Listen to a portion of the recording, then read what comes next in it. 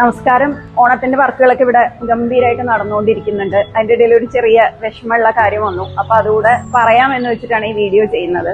4 ദിവസം മുമ്പ് എനിക്കൊരു കോള് വന്നിരുന്നു.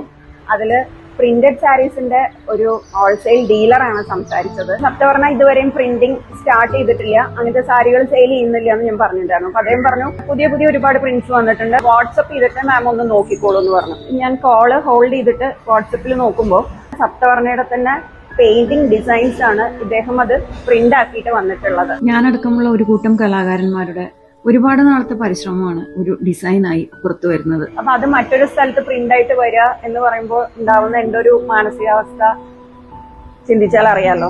നമ്മളങ്ങനെ ഒരുപാട് കസ്റ്റമേഴ്സിനൊന്നും ഡിസൈൻസ് അയച്ചു കൊടുക്കാറില്ല. ഒരു 2-3 ആളുകൾക്ക് മാത്രമാണ് വാട്സപ്പില് നമ്മുടെ ഡിസൈൻസ് അയച്ചു കൊടുക്കാറുള്ളത്. അയച്ചത് ആർക്കാണെന്ന് നമുക്കറിയാം, പക്ഷെ അതിപ്പോ റിവീൽ ചെയ്യാൻ പറ്റില്ല. അതുകൊണ്ട് ഇപ്പൊ ഇങ്ങനത്തെ കുറെ പ്രിന്റ്സ് മാർക്കറ്റിൽ ഈ ഓണത്തിന് വന്നുകൊണ്ടിരിക്കുന്നുണ്ട്.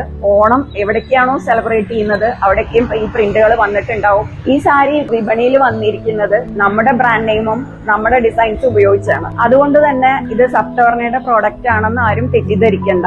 അതുമായിട്ട് എന്തെങ്കിലും കംപ്ലൈന്റ്സ് വരികയാണെങ്കിൽ സപ്തവർണ്ണ അതിനൊന്നും ഉത്തരവാദിയായിരിക്കുന്നതല്ല എന്ന് പറയാൻ കൂടിയാണ് ഇപ്പോൾ ഈ വീഡിയോ ചെയ്യുന്നത്. Thank you.